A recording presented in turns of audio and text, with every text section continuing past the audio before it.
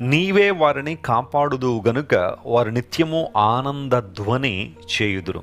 ధ్వని చేయుట, making some noise and making some sound. బైబిల్లో అనేక ధ్వనుల గురించి రాయబడింది. కొంతమంది రోదన ధ్వని చేసేవాళ్ళు ఉన్నారట. రోదన ధ్వని అంటే ఏడుపులు. కొన్ని కుటుంబాలు చూడండి, ఎప్పుడు ఏడుపులు వినబడుతూనే ఉంటాయి. కుటుంబంలో ప్రతి ఒక్కరూ ఏదో ఒక కారణాన్ని బట్టి, ఏదో ఒక పరిస్థితిని బట్టి ఏడుస్తూనే ఉంటారు. ఆ ధ్వని కొంచెం ఇబ్బందికరంగా ఉంటుంది.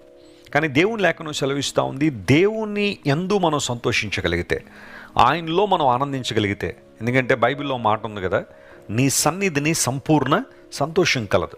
లోకంలో ఎక్కడ ఆనందం లేదు.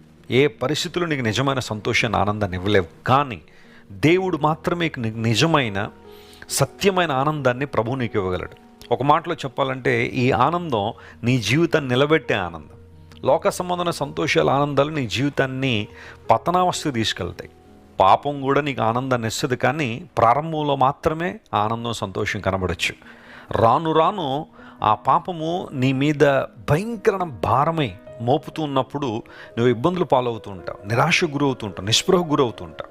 కానీ దేవుడు తన సంతోషాన్ని మన హృదయంలో ఉంచినప్పుడు ఈ ఆనందం అనేక మందికి దీవెనకరంగా మనం మారడానికి ఉపయోగపడుతుంటుంది.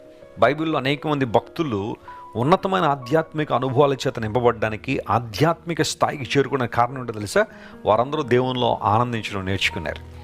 దేవునిలో ఆనందించినప్పుడు ఆయన మనల్ని కాపాడుతున్నాడు, భద్రపరుస్తున్నాడు అనే విషయం మనకి ఎప్పుడైతే అర్థమవుతుందో మనము ఆనందధ్వని, సంతోషధ్వని చేస్తాం. ఈరోజు నా ప్రార్థన అదే, మీరందరూ కూడా ఆనందధ్వని చేసేవారుగా ఉండాలని, ప్రభువులో ఆనందించేవారుగా ఉండాలనే నా ఆలోచన. ఫిలిప్పీలకు రాసిన పత్రికలో పౌలు మహాశయుడు అంటాడు, మీరు ఎల్లప్పుడూ ప్రభువునందు ఆనందించండి, మరలా చెప్పుదును ఆనందించండి అని.